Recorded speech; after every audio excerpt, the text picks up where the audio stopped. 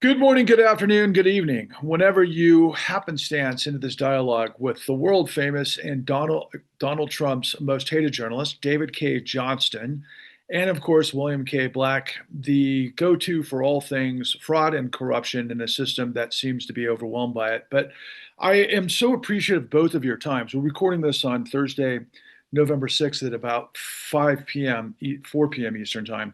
And David, I know you've been extremely busy, but I just happened to catch the tail end, and then I rewatched it several times actually.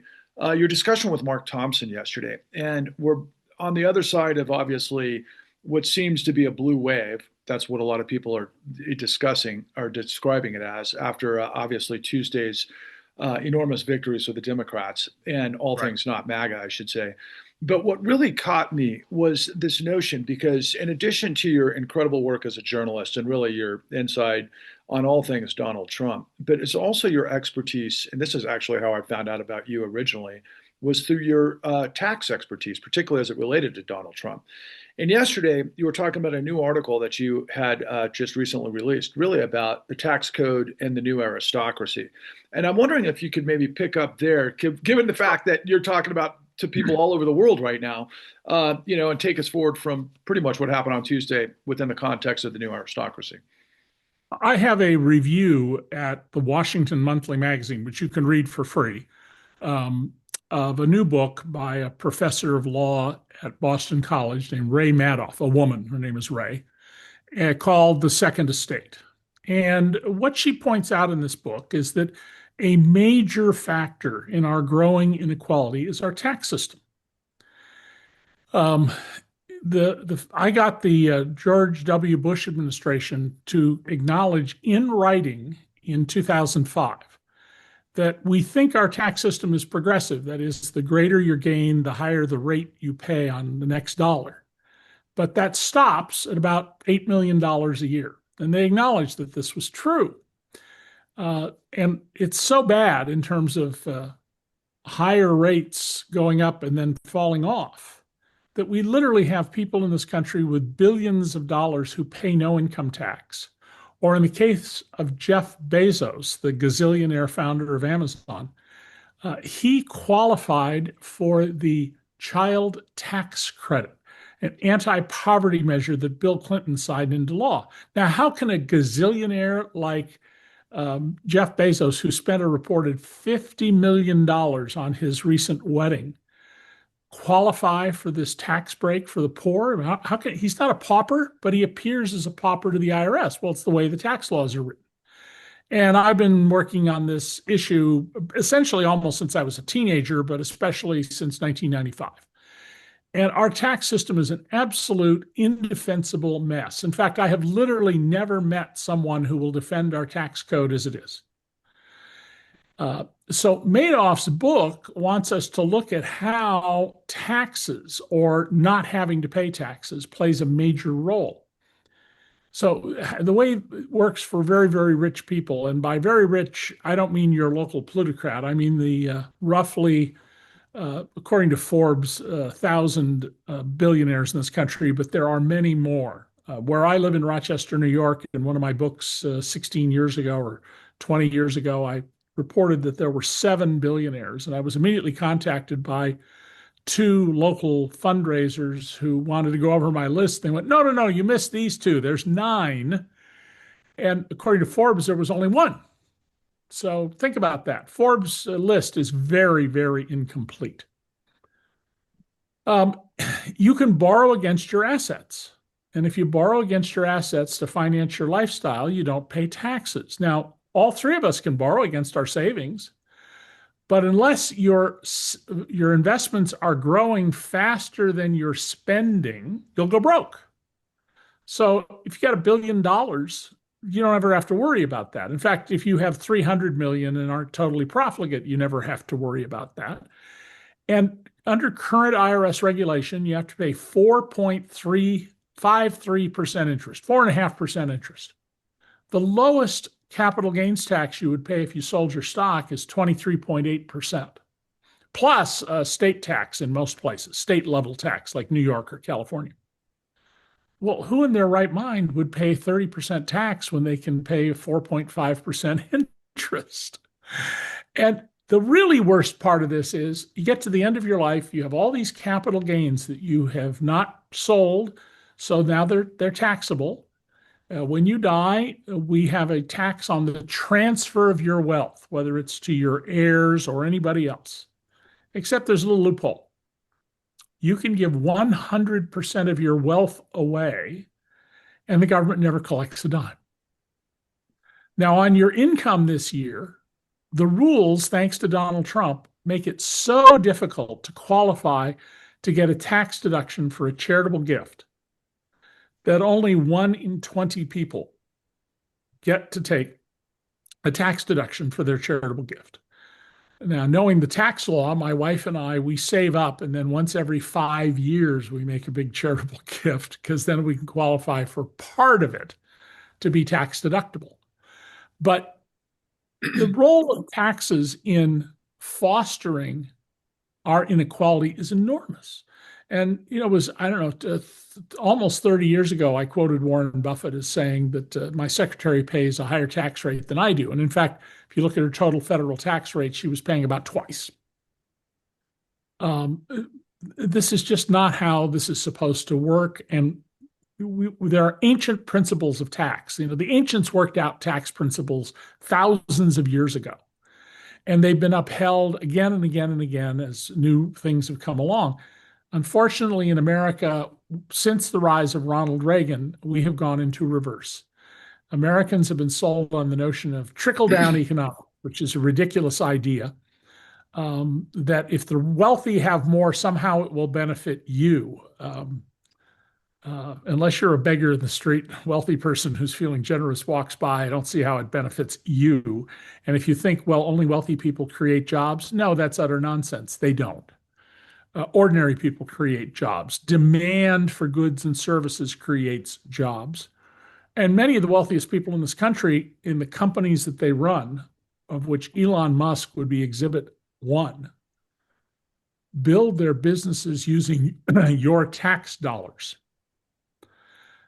This ranges from Elon Musk's multiple government contracts, where he had the privilege, thanks to Donald Trump, of firing all of the contract officers who were questioning whether he was violating or upholding the terms of his contracts with the government, more than $13 billion in contracts, to Walmart and Lowe's and Home Depot and other big box retailers who build many of their stores with your tax dollars. When you go to check out at many of these stores, you pay your sales tax, typically 8% around the country. Well, these companies often have deals where they keep the sales tax and they use it to pay the government, which seized land they wanted to build a store, bought it at a discount from the people who owned it by force, and then sold municipal bonds to pay for building the store, which technically belongs to your local government and is leased to the big box retailer like Walmart. And once they've paid off the bonds, usually the deals last about 7 years. Sometimes these companies immediately close the store, remove everything, and go to another town where they get the same deal again, because that way they never have to pay rent or the costs of ownership for their stores. Wow.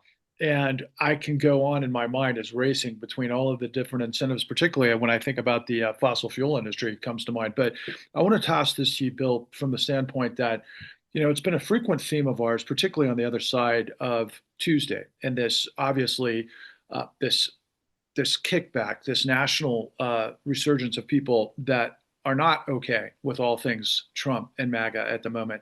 And you have frequently called upon, let's not lose sight of the idea within the context of no kings, but also no robber barons.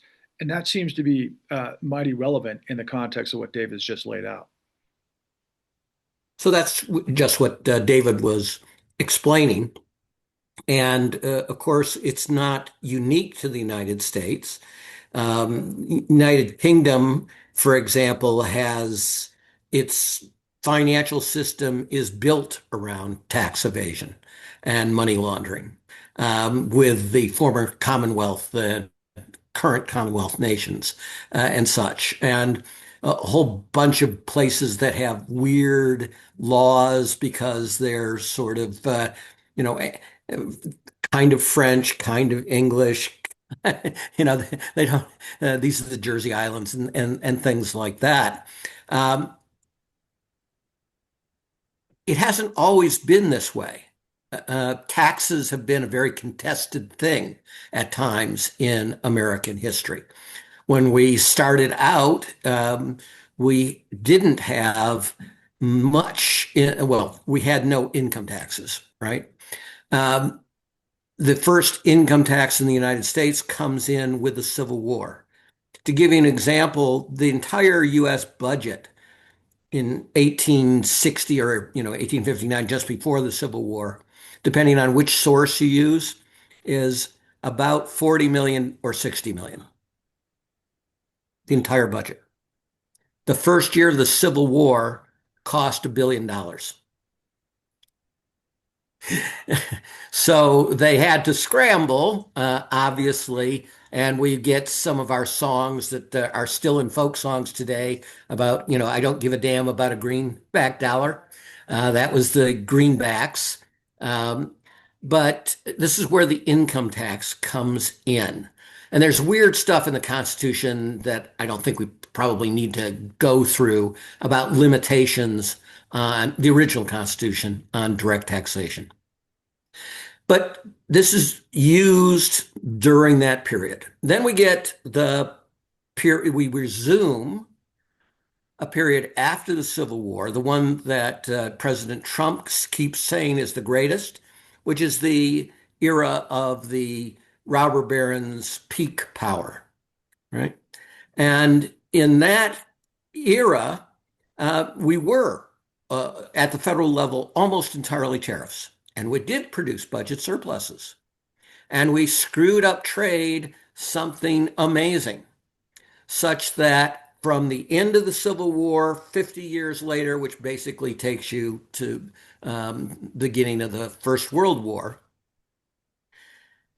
exactly half the time the United States was in recession.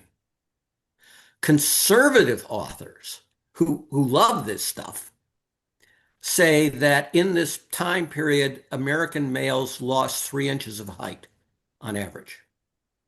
That's malnutrition.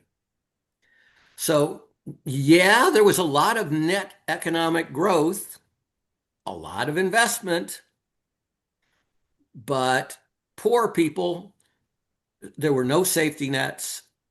People were maimed left, right, and center in the industrial age. And if they survived, it was on family or sometimes the Roman Catholic Church, type of thing. Then they bring back the income tax. And big business goes nuts and conservatives go insane.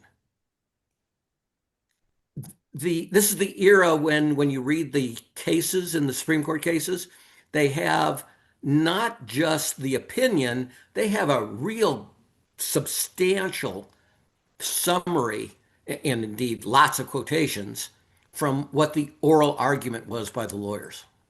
So we can really see what was being done and presented in the case that's going to strike down the federal income tax as unconstitutional. And it is basically laissez-faire becomes the Constitution.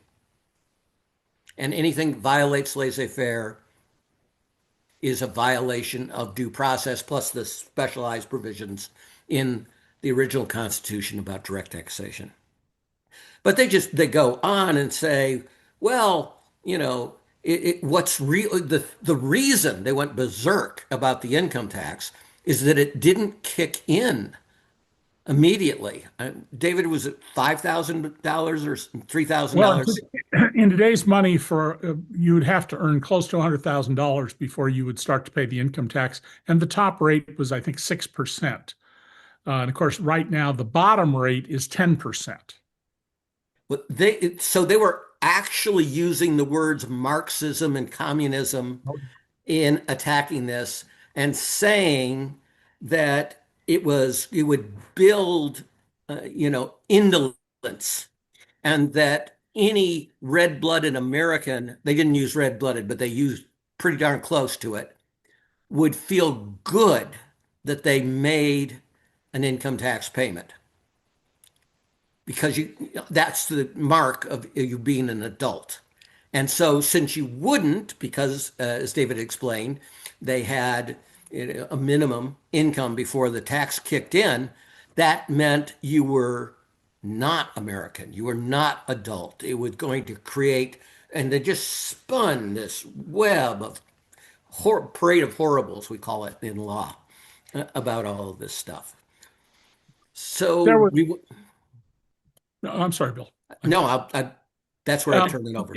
At the same time, during this era, the first tax we got in the 20th century was the corporate income tax. It came in 1909. The individual income tax began with the taxes, with the income you had for the year 1914.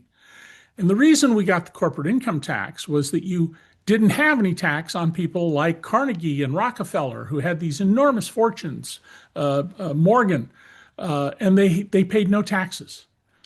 And ordinary people were being taxed in other ways so that they had to pay taxes. And this caused a lot of political upset. And there were movements and efforts at unions and whatnot to say this just basically isn't fair. You have all this money, and we're the ones paying the taxes to provide for the police and the military and the courts and whatnot for your fortune. Now, it made sense that we had a corporate income tax then because we had a very unsophisticated, simple economy back then. My father was a payroll clerk at the building of Hoover Dam, as some people call it, or Boulder Dam, as my father would call it. And you'd work 5 days, 12 hours a day. You'd work a half a day Saturday, and then you get in line and you would give them your name.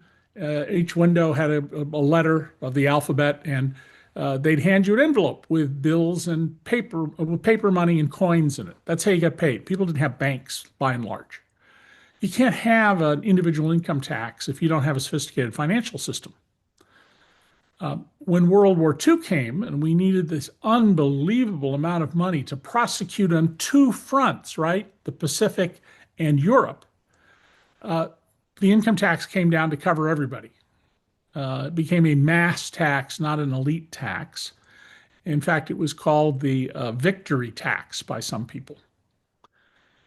It also had the benefit of suppressing demand.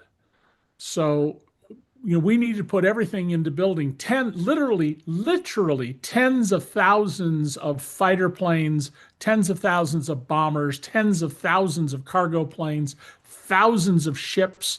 At the shipyard where my parents met in Sausalito across the bay from San Francisco, at one point, they were turning out cargo ships, I think 2 a day. A whole ship, 2 a day. And by having an income tax that was pretty heavy, then people didn't have money, even though they were working and making more money than they ever had. And so there was no demand for sugar and tires and gasoline, and things like tires and gasoline were rationed during the war.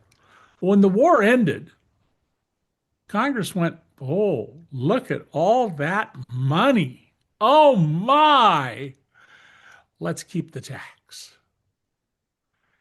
And so the size of the government grew substantially as a result of that decision. Now, let me point out something very important. This is not causality, it's just correlationship. All the wealthy countries in the world have high taxes, and the poor countries have low taxes. The average tax rate in poor countries is about 17% of their economies, and in wealthy countries, it's about 34%. And the higher up you go in the share of the economy that's taxes, the happier people are. The happiest people in the world are, year after year, surveys show, are the Danes. The Danes are either first, second, or third in the share of their economy that's taxes. It's been as high in some recent years as 51%. And Denmark has multi-billionaires. You've all seen going down the road the 20-foot containers that say Maersk, Maersk on the side. It's a Danish company. A lot of the drugs, including Wegovy and Ozempic, those are Danish companies. And they're making money hand over fist. They got lots of wealthy people. But nobody in that country starves to death, as Bill was talking about, and people did starve to death. Even during the Great Depression, there were people who starved to death in America. Nobody in those countries loses their home to medical bills, which happens in America all the time. Nobody in those countries is unable to afford to buy a house if they decide they're going to work regularly and steadily. If you are a fast food worker in Denmark, you make, I think it's about $22 an hour. In the US, in some states, you'll make $7.25, a figure that's been fixed since 2009. You get health care, you get money for your retirement, and if you're a student and you perform, you get a free college education and you may even be paid a stipend to live on while you're in college, as much as $1,000 a month. How is it the Danes, with about 6 million people, afford all of this and we can't? Well, we can't afford it, but we have politicians who owe their office to wealthy donors who tell them taxes evil, taxes, that's a pornographic word. Taxes are terrible. And we teach American children as they're growing up that America was born of a protest against high taxes. I just taught this to my law class this week. Started doing taxes this week in my law class. The Boston Tea Party, one of about 30 similar events, was not a protest against high taxes. It was a protest against a tax exemption for the friends of King George III, accompanied by a monopoly in which you could only have British tea. In November of 1773, the Boston Tea Party was in December of that year. 73% of the tea drunk in Boston was Dutch tea. And we know this from tax records, interestingly. Why weren't people drinking English tea? Well, because English tea wasn't nearly as good as Dutch tea. And so the market was in favor of Dutch tea. Only people who were poor and couldn't afford better drank English tea. But the Parliament, to save the friends of King George from bankruptcy because they mismanaged the British East India Company, put in this tax exemption. If they had to unload the tea by the end of the day on December 16th, 1773 in Boston, that's the date of the event. And if they didn't, then they didn't get the exemption. And of course, people understood that the minute that this was allowed to go through and that tea was unloaded, they'd have to drink crummy British tea and they'd pay a higher price because when you have a monopoly, you're going to raise prices. That's what it was born of. Well, what's going on in America today? Tax favors for the rich friends of the tyrant in the White House, Donald Trump. We are literally borrowing $1 trillion this year so that Jeff Bezos and his like can pay little or no income tax. That's why we're doing it. And the interest on the debt we already have now is approaching $1 trillion a year. The individual income tax, the single biggest source of federal government money, it's not the only source, but the single biggest one, is about $2.5 trillion. So 40 cents of every dollar of the individual income tax now is going to pay interest on past borrowing, a great deal of which was used to finance tax cuts for the very rich, on the claim that if we cut the taxes of people like Jeff Bezos, you and I and everybody listening will be better off because it will trickle down to us. It's not trickle down, it's Niagara up. Or perhaps I guess I should say Amazon up. Boy, that was amazing. Bill, a couple of things to tie together here. Obviously, we have Well, 40 let me pick million. up on where David was. So we, of course, our big city was started out as New Amsterdam, not New York.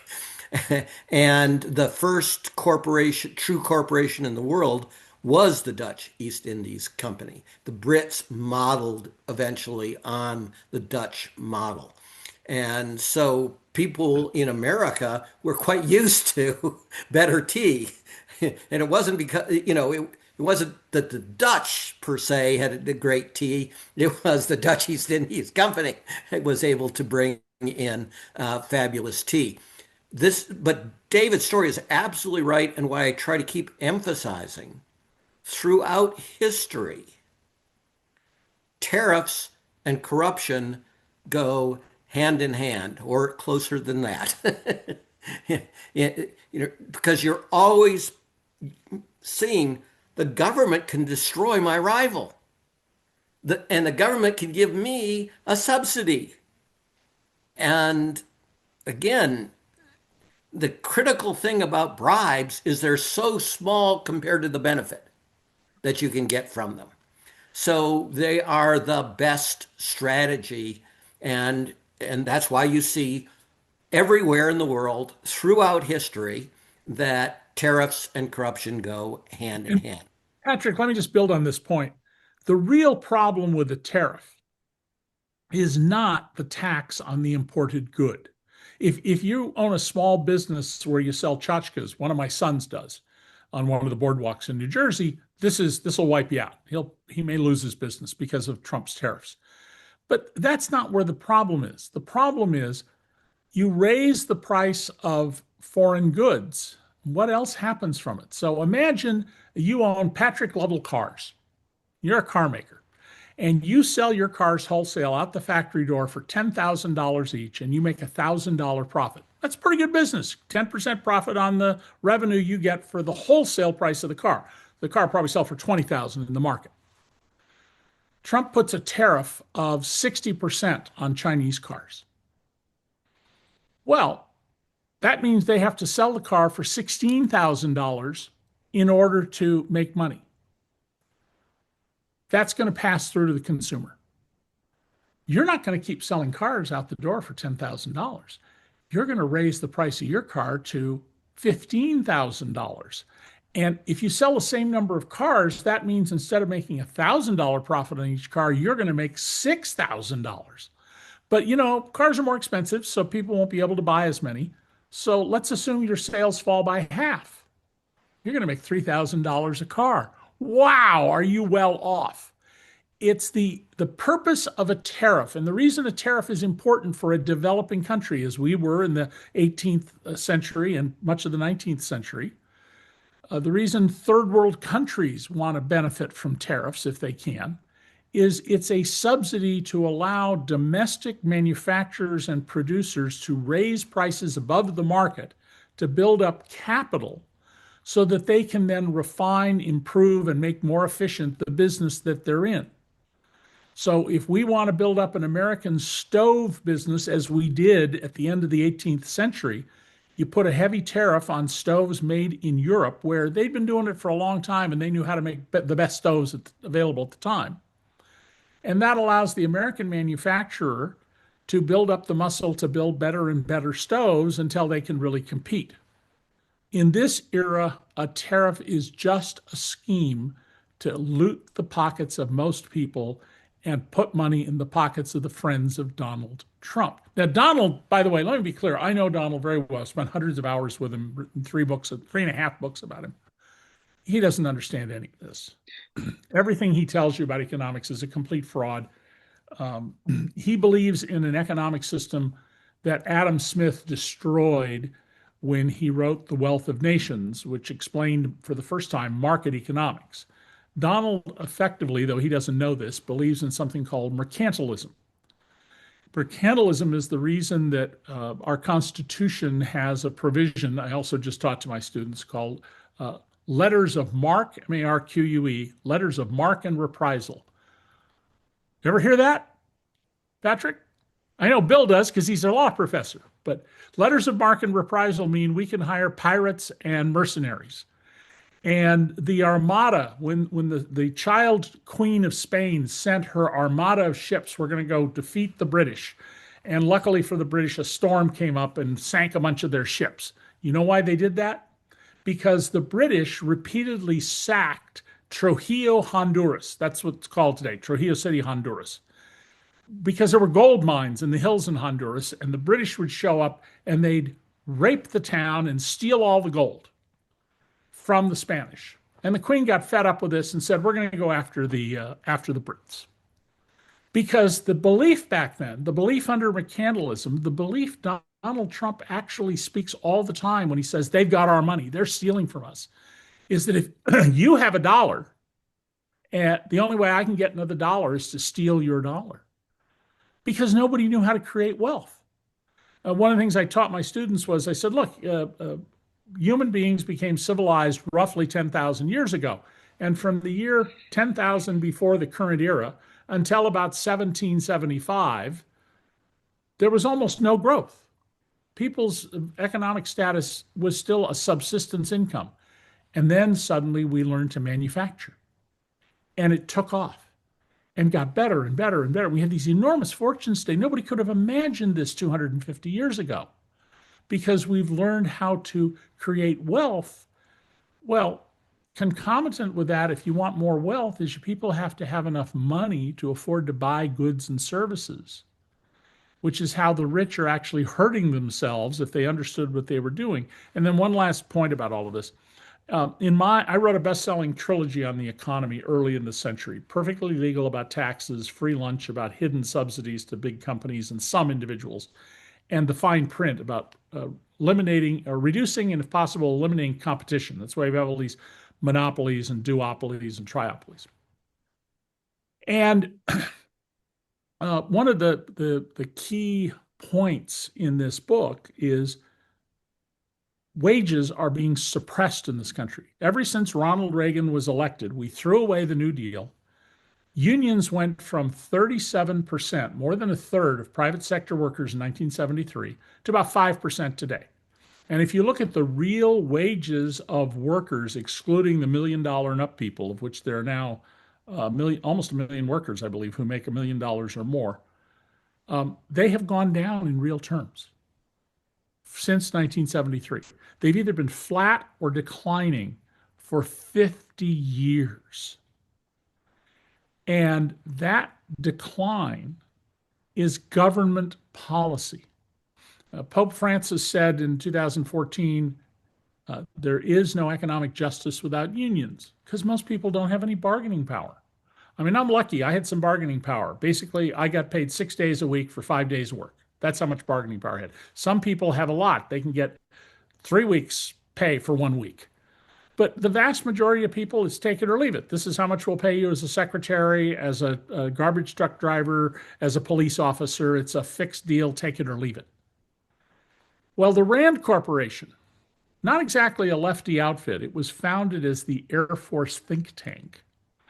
The Rand Corporation, after these books came out, I don't know if my books had any influence on it or not. I just know they followed it. They did an enormous study where they went deeply into the data, as they always do, and said, well, what's happened to income distribution in America? And they concluded that from 1973 to 2018, if we had kept the 1973 income distribution with all these well-paid union jobs, and it wasn't just unionists who benefited. When a third of workers were in unions, about 80% of workers benefited because lots of employers would pay premium wages to keep the union out. Sometimes they'd pay more than the union got just because they don't want the work rules. Well, they concluded that in 2018, if we'd kept the 1973 rules of our economy, the bottom 90% of Americans would have made 2/3 more money than they did. If you made $10,000, you would have made $16,700. If you made $100,000, you would have made $167,000. You want to get rid of a lot of the pathologies in this country, the use of fentanyl and meth and tweaking the drinking levels, the escapism. Raise people's incomes by 2/3, and a lot of that will go away. So Bill, we're choosing this stuff, and with Trump, we're choosing to be poorer. We are literally, unless you're a billionaire, in which case you're choosing to get richer.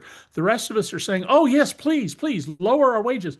Donald Trump ran for office in 2016 saying wages are too high. and yet people voted for him. They weren't listening. Let me build on one of David's books on all of this as well. Um, there's a infamous address by a Nobel Prize winning economist, George Stigler, at Harvard of all places, in which he says, we don't worry about fraud because if fraud existed, it would just earn normal profits like anything else, which proved he knew nothing about history as well. Because let's go back. The first corporation in the world, it doesn't just have letters of marque, it has bona fide governmental powers in writing In an from army. from the Netherlands. Right. An army, a navy, more more than the point. Right? And it turns out that spice, in a time when food is bad and there ain't no way to keep food cold and fresh for much of the year, spices are a really good, really, really appreciated thing. And they're light. You can bring on a vessel the equivalent of multi-billions of dollars today in a single vessel, right? And so they stole it. Why buy it? They did a genocide in the leading island for nutmeg, but they didn't kill everybody because then they wouldn't know how to cultivate the nutmeg. So they kept about 10% of the islanders alive, but they stole all the product. They did slavery. They did all kinds of things that had massive profitability. More technical thing that fits in really well with David's work over time and the stuff we've been discussing. The theory of oligopoly prices in economics is that they tend to be sticky. And therefore, companies want to signal a common level because you want to keep cartel discipline in doing so. A tariff is perfect. Prices are going to go up 20%. Well, we all know what we can do and keep it cohesive. And so this has been done throughout history. I told you about the income tax being declared unconstitutional. Now let's do a hypothetical. What if it were declared unconstitutional today? Would there be an amendment to the Constitution ratified by three-quarters of the states adopting a new income tax? No, because it's been vilified at this time. But it was immensely popular.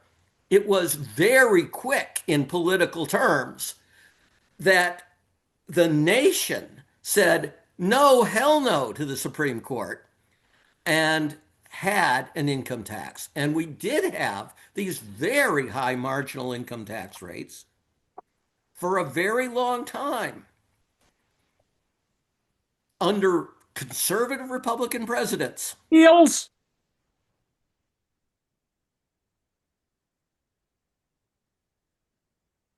Did you hear that, Bill? I heard ilse. I'm sorry. David, did you want to repeat that? No. Oh, okay. Let me make a point off Bill's though that I think is very important. If the three of us controlled some industry, we can make vastly more money than if I'm the only one. If I have a monopoly and I raise prices, everybody knows what I'm doing. But if we are three competitors, as long as we agree to keep our current market share, I got 40% of the market, and you guys divide up the other 60%. So you've got 30 each. As long as we agree not to invade each other's market share, together we can raise prices more than a monopolist. And if you doubt that, here's one of the ways that happens. We have a triopoly of cell telephone service. AT&T, T-Mobile, which is a German company, and Verizon. Look at their plans. They're these unbelievably complicated, the salespeople can't even explain to you the various plans. And so long as they have these super complex rules, so you really can't compare one plan to the other. These folks who know how to do these plans, they have squads of people who are analysts to figure out what works. They will alter the plans in various ways that will allow them to raise prices more than if it was just Verizon and nobody else. And we've not been enforcing the laws of competition, which unfortunately we call antitrust law. It's because of a strange provision in the law that a guy in Ohio working for John D. Rockefeller figured out how to get around. Back then, when John D. Rockefeller was getting rich off oil, he was an extraordinarily good businessman. He was efficient. He cared about safety. He cared about, because he didn't want his product to burn or blow up, and he didn't want his chemists to be killed. Um, uh, the every corporation had to be a separate management under the law. And you can't, when you're John D. Rockefeller and you get thousands of companies, you can't do that. I mean, just the paperwork of making sure you have notes of board meetings, even if they're phony meetings, is just overwhelming. And this lawyer named Valentine in Ohio said, "Oh, I got the solution. We'll put all the Rockefeller companies into a trust, and then you just manage the trust." And so we should call them the laws of competition. It's competition that keeps prices low. It is competition that separates the operators who are efficient and effective from the ones who are not. And people don't know this. I mean, I've been teaching this stuff at university or law school level for the last 16 years. I'm absolutely dumbfounded. It doesn't matter. Every year, the same thing. Young people, haven't been taught any of this stuff in school. However, if you go to school in Slovakia or Norway or the Netherlands, you learn a lot of this stuff. Well, by the time you're out of high school or its equivalent. Bill, can I sneak Yeah. one in here, please? Or did Yeah. you want to pick up first? Go ahead. Well, I was going to say, my students don't know why our laws are called antitrust laws, and they don't think there's anything odd about it Yeah. because they don't know the history at all. And nor do they know the economics. And the economics, super briefly, are that cartels sow the seeds of their own destruction. There's no way to keep people from cheating on the cartel. Well, actually, the trust was an extraordinarily effective means of doing it. You create a single trustee, not just in the Rockefeller situation, when you have the rivals, and that trustee has no problems. It clearly optimizes by acting like an efficient monopoly as opposed to a cartel that has difficulty maintaining the discipline. What And relationship. David Cay rightly said, if we can agree to keep our market shares, it's all, stays fine. Well, the trust took care of that problem. Okay, so we've covered tariffs, we've covered trust, we've talked about basically imperialism and competing countries in a And then unions, David got into unions, and I was going to go there next if we get a Sorry chance. about that. Okay, well, I just want to ask this question because I think it's so incredibly important given the notion of the new aristocracy, right? We just had these elections that just took place, which seems like a national mandate to press against the no kings in concurrence with all things corruption of Donald Trump, given what you guys have been talking about. But further from the tax code and this insane disparity of wealth. Bill, you've taught us the whole time about A, control fraud, B, the nature of corruption, how you actually prosecute it, and what the DOJ and obviously regulation and so on and so forth. And I do want to slip in here real quick. I have learned a lot from your wife, June Carbone, in terms of the other methodologies by which corporations can suppress the actual families of the United States and how they do it and so forth. And much of it is based on the tax code that we're talking about. So can you give the people looking for solutions turning the table after we just saw Zohran Mamdani based on a platform of social democracy, right? A lot of people are concerned about socialism, even though what we're talking about is criminality and socialism for the uber rich in a lot of ways. But just getting to the point of the question, Bill, Sure. the nature of just Lena Khan regulation and the nature of all things run amok.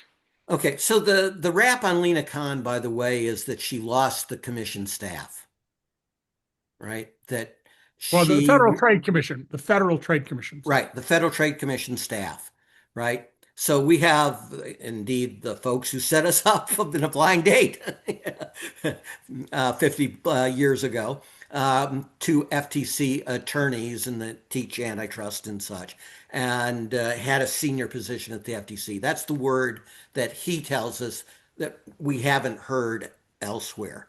And that always is a problem. You can have the right ideas, but if you can't bring the senior staff along, um, and the middling level staff, you're not going to be effective. You're going to be fought internally. They're going to be leaking hostile stuff. And they're going to want to because they don't like you, and they think you don't value them, right? So this is an important thing when you do reform that we had to deal with in the savings and loan debacle all the time. We made the examiners front, center, everything, and we praised them left, right, and center as they deserved. But we always understood we had to bring the people along with it, and that the folks in the trenches do deserve typically, lots of support. So start with the union stuff, right? So I'm sitting here in mailing address, Minneapolis. I don't think 1 in 200 Americans, including in Minneapolis, know about the strike. Minneapolis was a complete yellow dog contract city. That meant if you joined a union, not only would you be fired, you would be blackballed from all employment at every single job. There were tons of undercover Pinkerton, they weren't Pinkerton, but they were the equivalent of Pinkerton detectives. Private detectives. Right, private detectives, but undercover as workers who existed to ferret out people who wanted to do unions. They had quasi police powers. Whenever there was a disturbance with the union, they were deputized and made peace officers. They trained on the campus of the University of Minnesota with arms, rifles type of thing. And there was this strike in the Great Depression in the winter in Minnesota, which you would have thought would be the least popular thing in existence. But the private goons did an ambush and massacred. I think they killed 12 of the workers and such. And it turned against them. It was an amazing thing. So unions are a huge part of the story. I grew up in Dearborn. I was born in Detroit. Yeah. And my father worked for the Detroit News. And the Detroit News famously, with the Battle of the Overpass, I think it may have even led to the creation of the Pulitzer Prize. But David would know far more Yeah, I about don't this know. than me. But the Battle of the Overpass is that the UAW, Walter Reuther, are trying to organize workers, and they are on public property near the massive Rouge plant, which is like just this staggering thing that every American should know about and see images of just how staggering the size of the US economy. What David was talking about, this takeoff phase in which the world changes because productivity, by the way, energy is a big part of that story as well, changes. Henry Ford, had a private army of goons, right? And a number of them were, in fact, mobsters, a number of them were criminals, but a number of them were ex-cops and such. So they ambushed Reuther. The press was there because the UAW had told folks we're going to do this march, and they just smashed the hell out of the union folks. They were throwing them down concrete stairs. They were stomping on Reuther. They broke a back of one of the folks, blood everywhere type of thing. And so they were desperate, the goons, to prevent any images getting out. The Detroit News photographer, and I gather he was a journalist as well in that era, runs and it's the old days. He's got frame, what the Big right camera. term is, David, you would know. And he knows they're coming after him. So he stuffs a whole bag of blank ones under the front seat. And he puts the real ones hidden under the back seat. They do catch up to him, flashing lights and everything. And, okay, and they seize the plates. And he goes immediately to the Detroit News. They stop the press, literally, to turn out a special edition with these photos on the front page of the Detroit News and such. And as I say, I don't think the Pulitzer Prize existed yet. And I Yeah, no, think I'm that he not may sure. have been the first person to receive it once they did create it, like 4 years later, type of thing. But I'm It, I'm not. yeah, but Bill is exactly right. Unions are absolutely essential to improving working conditions. So were child labor laws. When the child labor laws were first proposed, there were pastors, the kind today you would see on TV, and they would say, it is God's plan that these children work in the factories, and those who are out there proposing that we prevent these children from working are the agents of the devil. Well, we got child labor law. U.S. Supreme Court threw it out, and we got another child labor law.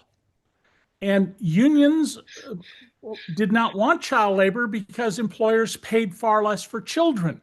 They also didn't want women because employers would pay less for women.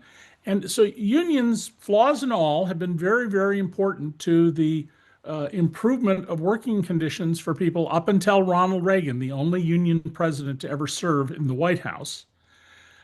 Unions invented the weekend. They invented vacation pay. Unions saw to it that during World War II and after, we developed a change in the system unions were crucial to. Henry Kaiser, who was building those ships I mentioned in Sausalito where my parents met, Henry Kaiser wanted to pay more, but he couldn't during World War II.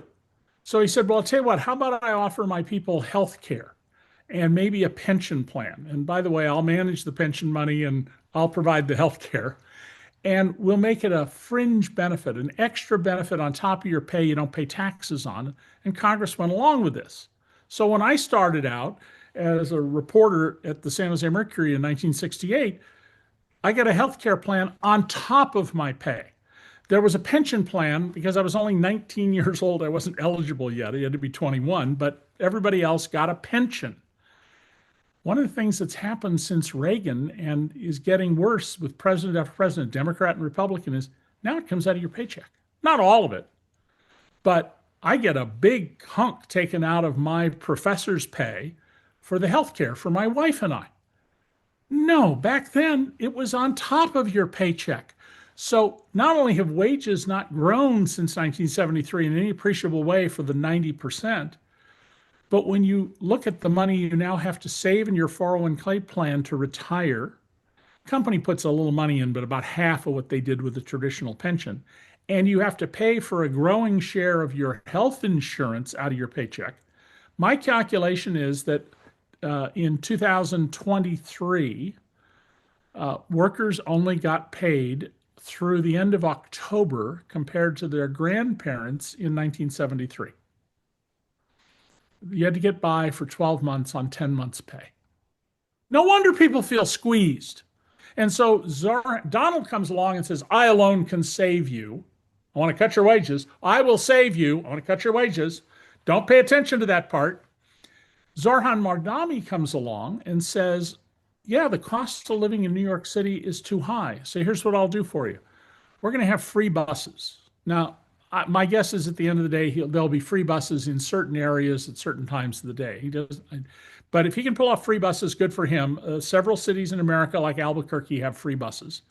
And you have problems with them. You've got to deal with people who are homeless and want to live on the bus and sometimes misbehave.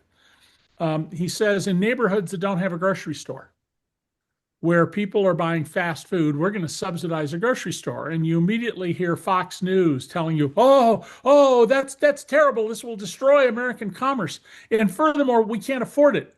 Well, no, what we can't afford is all the people who aren't productive because they don't have access to good foods like green groceries and who die early after developing chronic diseases that they don't have to develop if they had access to groceries. So you could actually save money if you're smart about it by either subsidizing or having the government run grocery stores. And similarly, he says, I'm going to freeze rents for the rent controlled and rent stabilized apartments, which will work for a while. You can't do it for very long because landlords have to be able to fix up their buildings.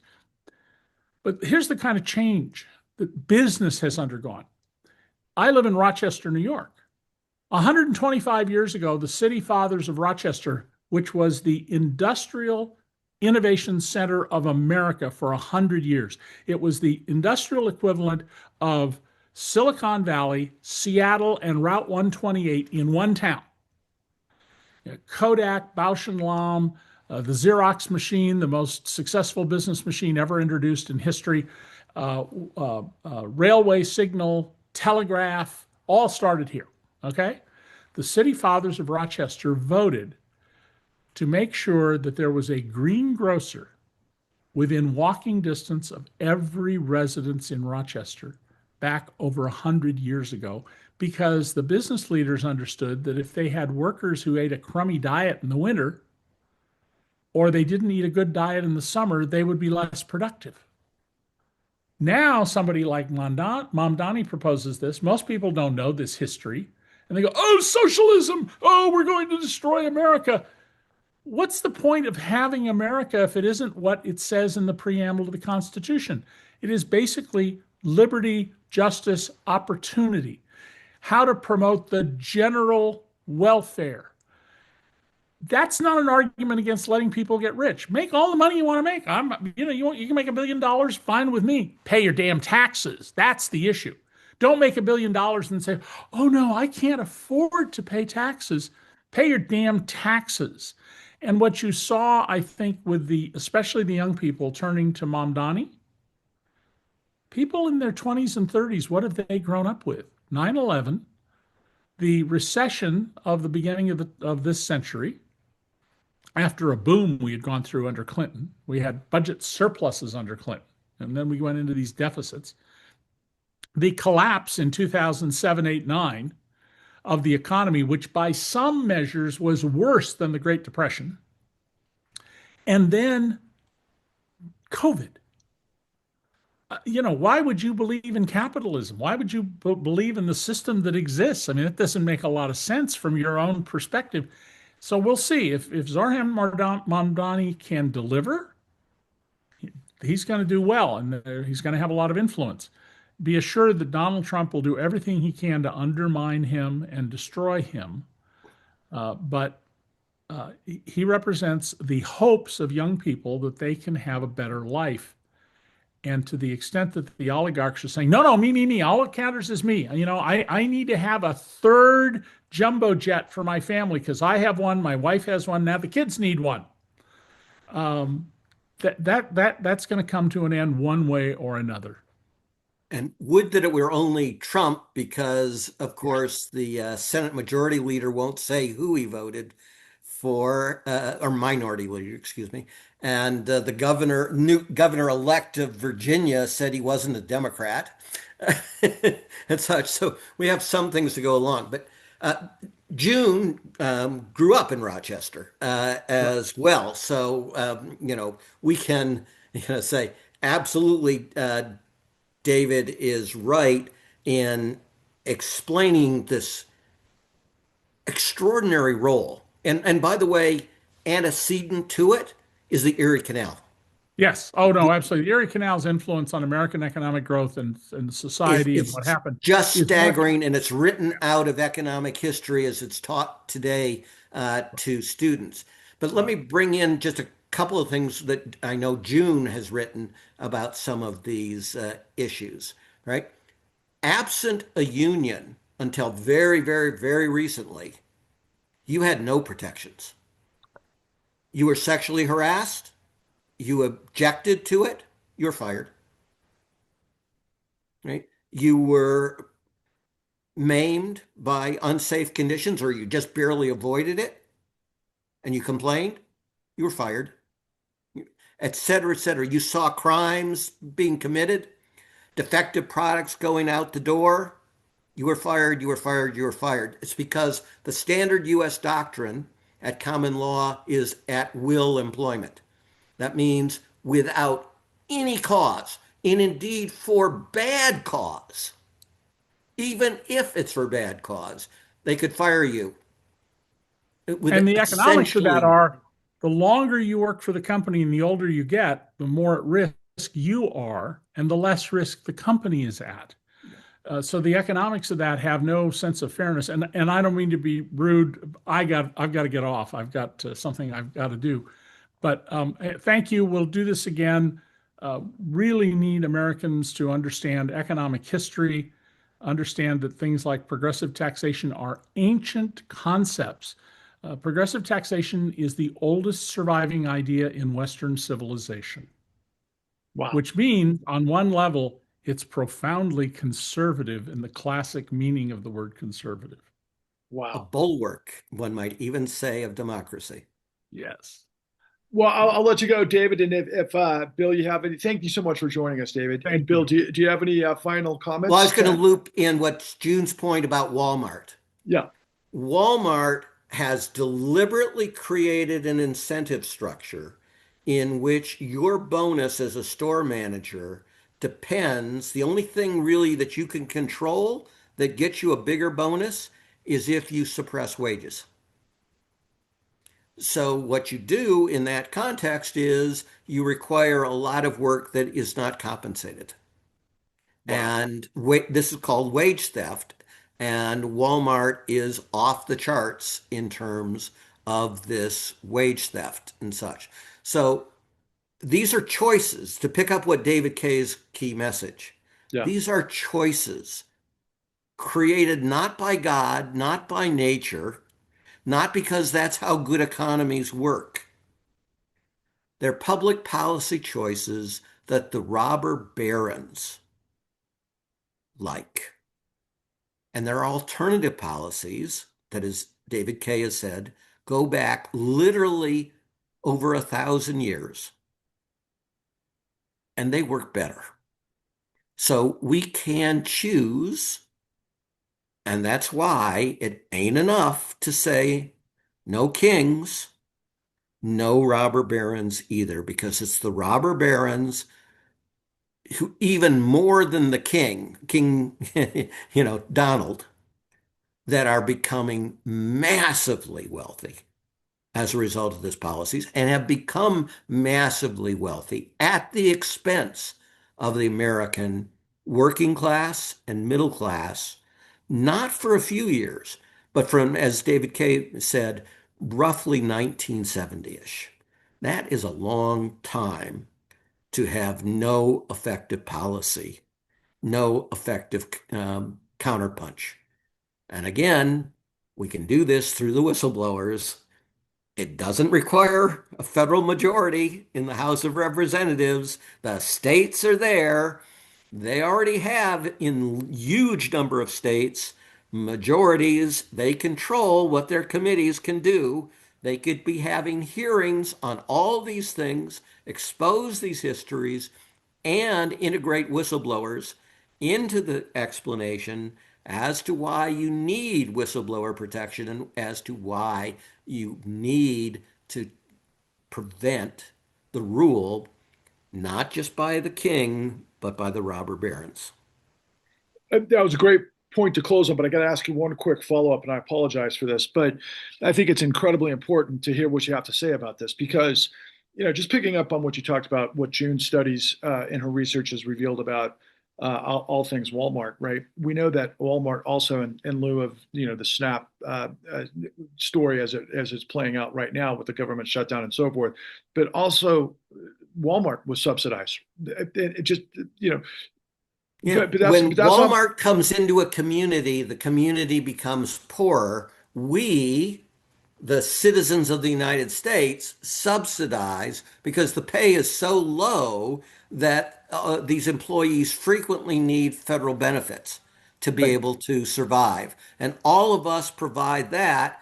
And who skims all the profits off of that, which are quite extraordinary, that would be Walmart's family. But I will note again, back to you have to make a decision as a party not to be in favor just of a different bunch of robber barons. Because guess who was on the board of directors of Walmart for years? I would imagine the investment companies that were involved with all of the. Hillary Clinton. Oh, well, of course, yeah, that sort of thing. Politics and the lowest ROI is a great investment in a politician, which you've taught us from day one. But again, that's where I wanted Yeah, to go but with this. rinsing the reputation Right, right, of right. one of the Laundering. most infamous predators in Yes, America through yes, that method. For what? You right, get $50,000 a year, exactly. Okay, but in the fees as a board of directors? right. Okay. But here, okay. So everything that you've taught me and by default, our audience, especially through the work of the con, is just the perversion, quite frankly, of all things control fraud and how it can be in the mechanics and not just in, business with the number, but also in the legal profession and politics and Gresham's dynamic and all of these elements. I want to give you this final composite from the standpoint. I couldn't stop thinking about you, Bill, last night as there was so much euphoria about Zoran winning the mayor of New York City, obviously. But it was this transition team, starting with Lena Khan, and obviously we know what her role is at the FTC. But I want you to comment about this to summarize this, and I'm going to just throw in a couple of elements that I think are important for the audience to gestate and to consider. First and foremost, New York is obviously the hive of probably the biggest financial robber barons in the history of the world, and a lot of these guys have pulled a whole garden variety of tricks and diabolical scenarios, which in many ways are criminal. Of course, that's why a lot of people are excited because we've just seen, uh, Jamie Dimon and also the large hedge fund guy that was putting tens of millions of dollars against Zoran, outreach to reach out to the Mondani mayorship, if that's what we want to call it. But here we have now off the sidelines, Nina Khan, right? And there's just this immense sort of relief of like, oh, wait, here is an impetus of this groundswell of the American people pushing back against the robber barons in so many words. And yet I'm speaking to the preeminent regulator that has had more track record in addition to those that are with us in the new untouchables, but holding power to account. And we are now so far even worse than at your era, right? As a result of you, I don't want to call it being sidelined, but being sidelined by subsequent administrations, because everyone is in on this. You mentioned Hillary Clinton, the Democrats. There is a scenario right now where there is a tug of war. In fact, I saw this on MSNBC following the announcement that Zoran had won, right? And there was a sense, particularly from somebody, and it's not surprising, Jennifer, Psaki, right, who was the communication director for Obama. Okay, this is what Obama has to say about what's going on. There's this almost DNC sort of, shall we say, imprimatur on what's going to come next. All things considered, where you're coming from, and you've said this tirelessly with our new Untouchables initiative, no robber barons in context of what we've rolled out with the whistleblowers and, of course, the Restore package. Can you give us a parting thought summarizing what your feelings are at this stage? Well, we're going to also roll out things when there is a resumption of power and the ability to create democracy on minimum steps you need to take to restore the rule of law, for example, which the Supreme Court has largely destroyed and such. So we will be working on all of those things in terms of substance. But the point that of our discussion was it ain't substance isn't the only thing. You have to actually turn your good ideas into substantive policies, right?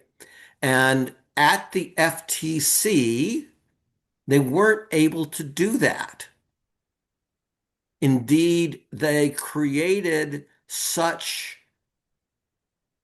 pushback and hostility from such a significant portion of the staff that much of what she tried to do was undercut, right? So it's a different skill set, and you have to think in different terms. This is mostly really American stuff, right? Like I think the Seabees um, motto is "can do."